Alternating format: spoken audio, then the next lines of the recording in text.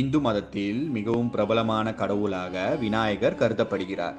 காரணம், இவர் மனித முகத்தை கொண்டிருக்காமல் யானை முகத்தை கொண்டிருக்கிறார். விநாயகர் சிவன் மற்றும் பார்வதியின் மகனாவார்.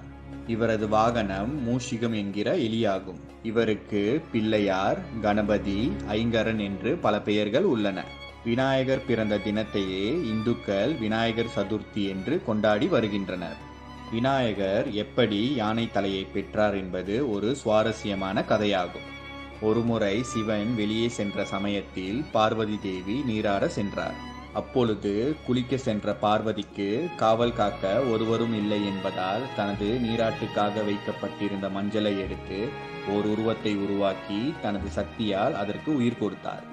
பார்வதி தேவியை படைத்து உயிர் கொடுத்ததால் அவ்வுருவம் அவரது பிள்ளையானது.